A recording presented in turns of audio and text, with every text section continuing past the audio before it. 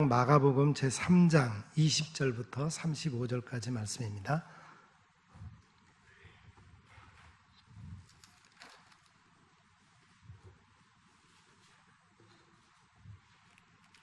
마가복음 제3장 20절부터 35절까지 말씀.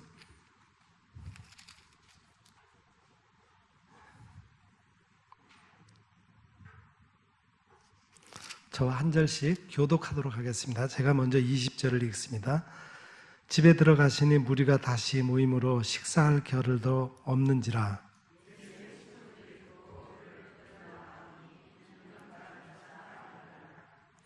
예루살렘에서 내려온 서기관들은 그가 바알세불이 집혔다 하며 귀신의 왕을 힘입어 귀신을 쫓아내니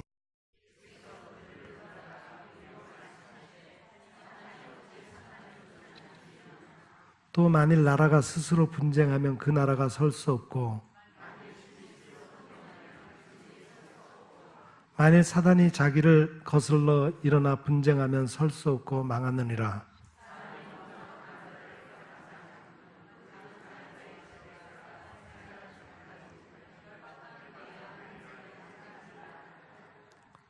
내가 진실로 너희에게 이르노니 사람의 모든 죄와 모든 모독하는 일은 사하심을 얻되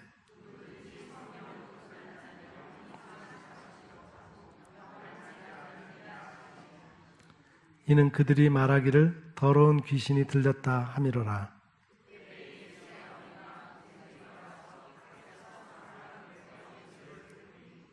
우리가 예수를 둘러 앉았다가 여짜오되 보소서 당신의 어머니와 동생들과 누이들이 밖에서 찾나이다.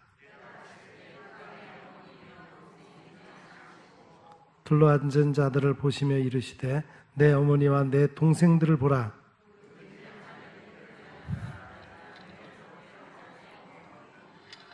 아멘.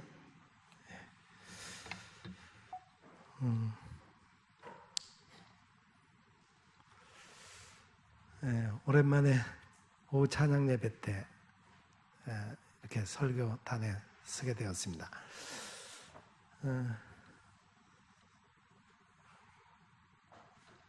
미국 대통령 전집이라는 책에 데오돌 루즈벨트 대통령에 관해서 이렇게 나와 있습니다.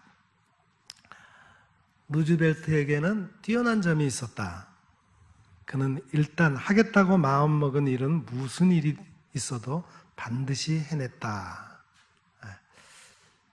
그의 이런 성격은 가정의 영향, 그 중에서도 특별히 아버지로부터 영향을 많이 받았다는 겁니다.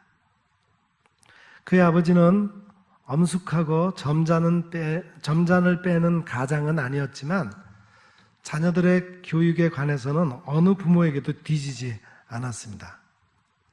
그는 필요 없는 말은 하지 않았고 그 말에 군더더기가 없고 힘이 있었어요.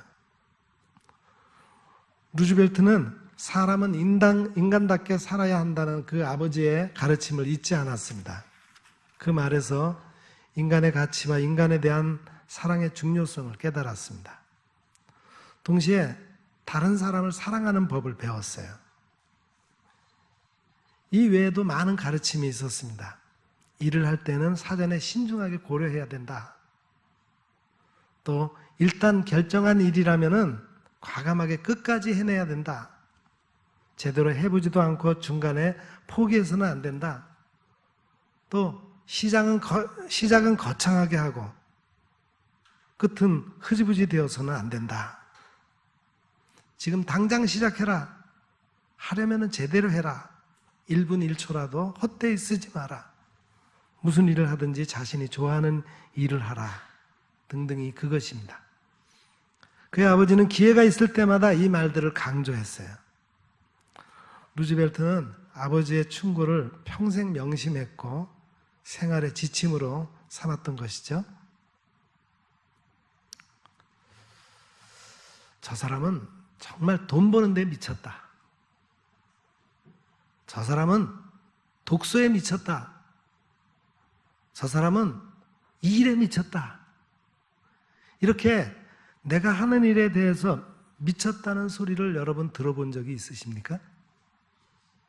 혹시 그런 미쳤다는 소리 들어보신 분 한번 손 들어보시죠. 아무도 없으시네요. 근데 예수님께서는 당신이 하신 일에 대해서 주변의 사람으로부터 미쳤다는 소리를 들으셨어요. 예수님께서 하나님의 뜻을 행하시기 위해 이 땅에서 하나님의 일을 하고 계실 때에 사역의 초기에 주변의 사람들로부터 여러 반응이 있었습니다. 그 중에 예수님의 일가 친족들이 예수가 미쳤다고 하면서 그냥 이대로 둬서는 안 되겠다 생각해서 예수님을 찾으러 왔습니다. 한편 예루살렘에서 내려온 서기관들은 예수가 바알세불 곧 귀신의 왕 사단의 힘을 입었다 그렇게 얘기하면서 예수님을 악한 자로 매도했습니다. 어느 날 예수님의 모친과 동생들이 찾아와서 사람들을 시켜서 예수님을 불렀어요. 그때 무리가 예수님의 주변에 둘러앉아서 말씀을 듣고 있었는데 이들이 예수님께 당신의 어머니와 동생들과 누이들이 밖에서 찾습니다 이렇게 전해드렸습니다. 그런데 여기서 예수님은 그들에게 대답하셨어요. 누가 내 어머니며 동생들이냐? 그리고서는 그 자리에 둘러앉은 자들을 보시면서 보라 내 어머니와 내 동생들을 주변의 사람들을 가리키면서 그렇게 얘기를 했습니다. 그러면서 누구든지 하나님의 뜻대로 행하는 자가 내 형제요 내 자매요 어머니라 그렇게 말씀하셨어요. 오늘 이러한 주님의 말씀을 통해 하나님은 우리들에게 분명한 말씀을 전해주십니다. 먼저는 예수님을 찾으려고 지금 밖에 서 있는 예수님의 가족들이에요. 그리고 또 한 무리들은 지금 예수님과 함께 집 안에서 예수님의 말씀을 듣기 위해서 예수님 주변에 둘러앉은 사람들이 있습니다. 예수님은 이런 모습을 통해서 우리들에게 새로운 공동체를 보이고 계십니다. 이 세상에서의 가치관은 이 세상의 가치관으로 볼 때는 혈연 관계는 그 모든 것을 우선하는 거죠. 여러분 두 사람이 물에 빠져 허우적거릴 때 한 사람은 자기가 잘 모르는 사람이고 한 사람은 자기 집안 식구라면은 누구부터 건지겠어요? 물어보나 하는 말이죠. 네. 자기 집안 식구부터 건지겠죠. 네. 전에 이런 질문을 많이 하더라고요. 아내와 자식이 둘에 물어 빠졌으면은 누구부터 건지겠냐고. 애매한 질문인데 자식부터 건지다 그러면은 아내가 삐질 거고 아내부터 건진다 그러면은 자식들이 난리가 날 거고.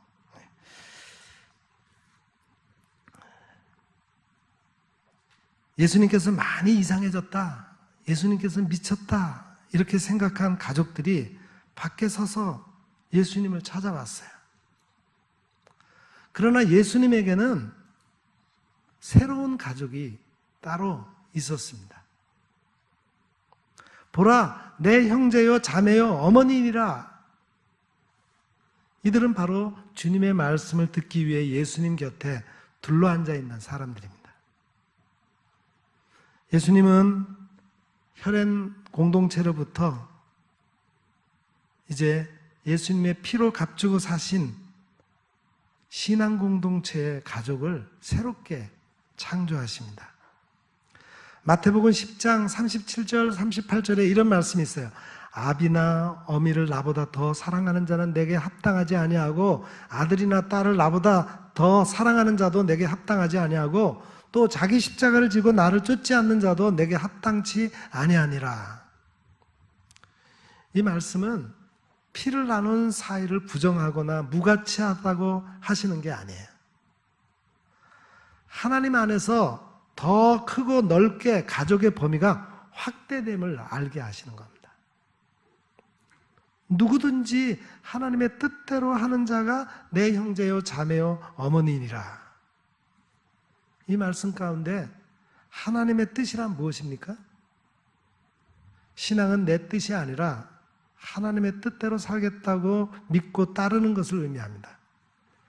마태복음 12장 50절에는 누구든지 하늘에 계신 내 아버지 뜻대로 하는 자가 내 형제요 자매요 어머니라 그랬고, 누가복음 8장 21절에는 내 어머니와 동생들은 곧 하나님의 말씀을 듣고 행하는 이 사람들이라 그랬습니다.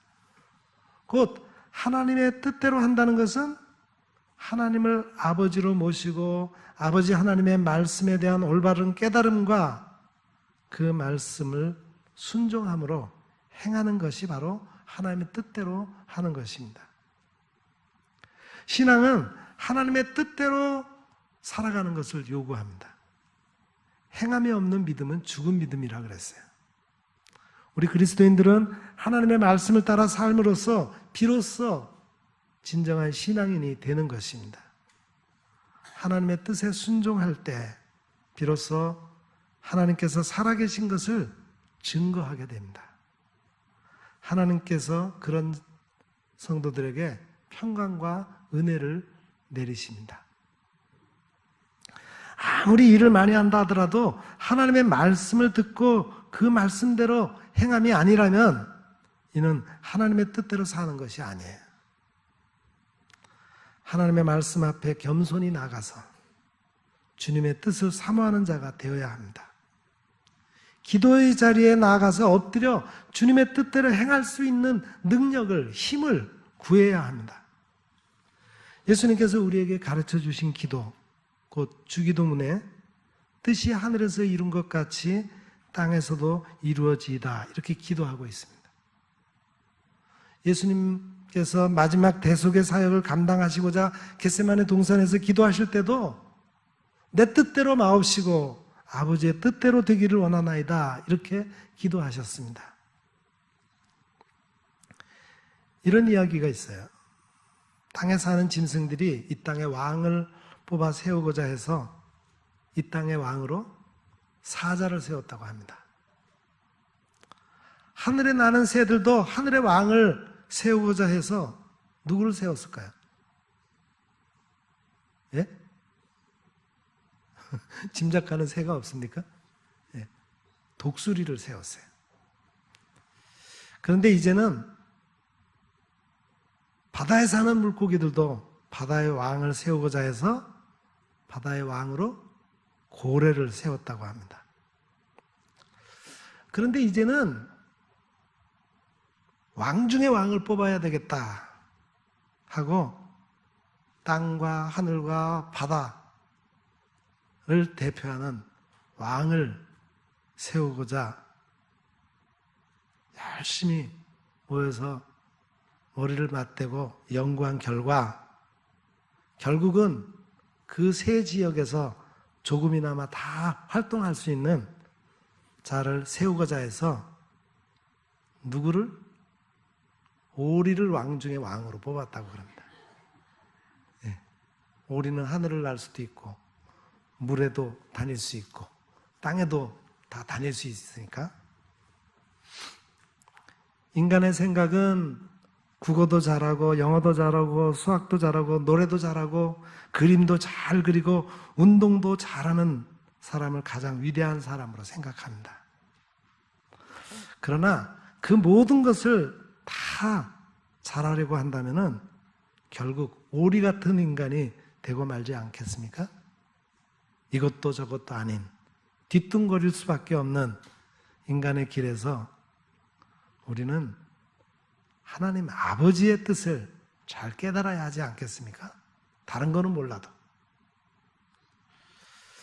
예수님이야말로 아버지의 뜻을 온전히 이루신 모델입니다.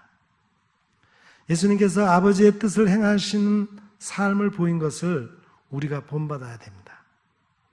아버지의 뜻을 이루기 위해 예수님이 보이신 본 중에서 우리가 주목해야 할 몇 가지를 여러분 생각해 보십시오. 첫째는 예수님은 높은 보좌를 버리시고 가장 낮은 자리에 임하신 겸손의 모습을 보이셨어요. 하나님 아버지의 뜻을 따르기 위해서 겸손해지셨습니다.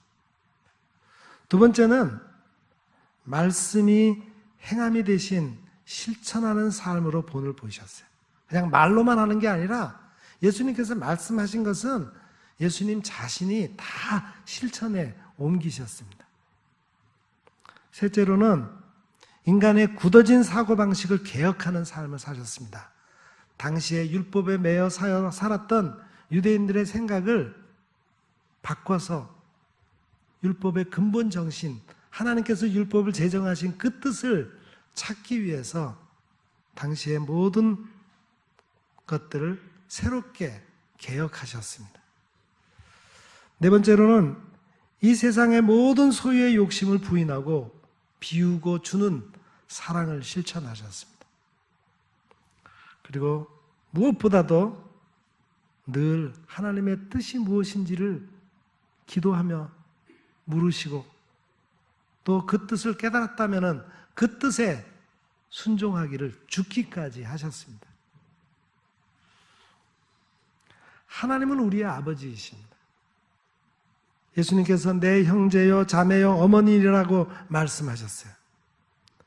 이 말씀 가운데는 부친, 즉 아버지라는 단어가 없습니다.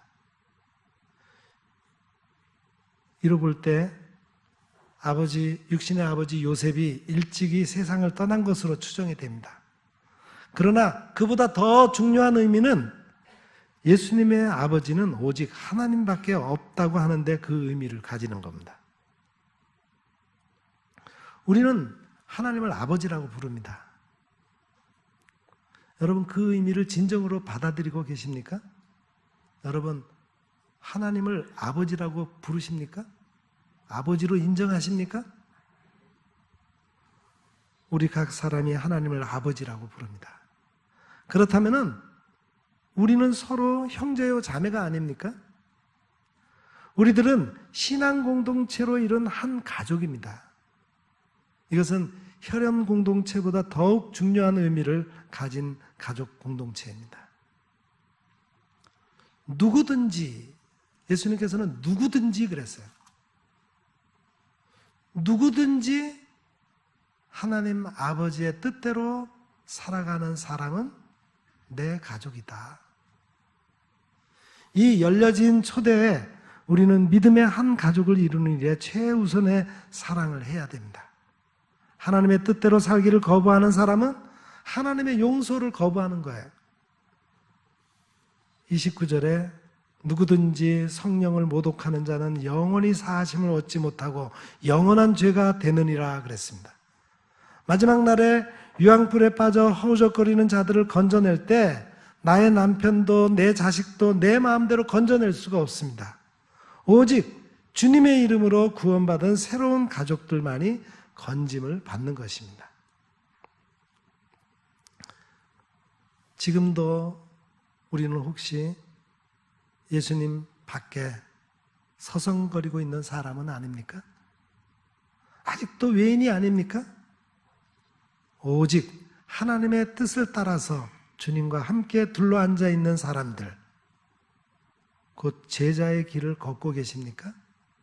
우리 모두가 하나님 곁에 둘러앉아 하나님의 말씀을 듣고 하나님의 뜻대로 살아가는 진정한 하나님의 가족이 되기를 바랍니다. 우리는 예수님이 풀어주시는 은혜에 감사해야 됩니다. 사탄은 친근한 얼굴로 우리에게 다가오지만 우리를 결박시키는 자입니다. 그러나 예수님은 그 결박을 풀어 해방시켜 주시는 분이죠. 우리에게 용서받을 수 없는 죄가 있음을 깨달아야 합니다. 예수님은 우리의 모든 죄를 위해서 심지어 하나님을 모독하는 불순한 일들을 위하여서 십자가에 달려 돌아가셨습니다. 그러나 단 한 가지, 성령님을 모독하는 자는 사하심을 받지 못합니다. 영원히 사하심을 받지 못하는 사람이 있습니다. 바로 성령님을 모독하는 사람들입니다. 인간을 도우러 오신 분을 거부하고 모독하는 사람이에요. 우리는 예수님에 대해서 그리고 사탄의 일에 대해서 잘 알아야 됩니다. 오로지 비방하기 위해서 그릇된 생각과 비난을 하면은 그것이 바로 성령님을 모독하는 행동이 됩니다. 하나님의 뜻대로 행하면 함께 할 수 있습니다. 피를 나눈 형제 자매만이 가까운 사이가 아니에요.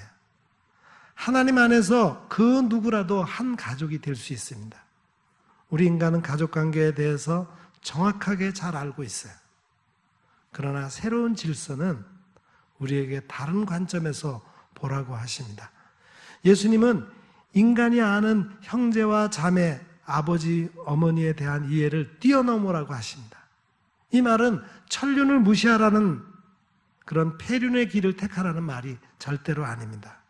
누구든지 하나님이 제시하시는 새로운 세상에 대해서 알게 된다면 하나님 안에서 그의 백성이 되고 그의 가족을 이루게 되는 겁니다.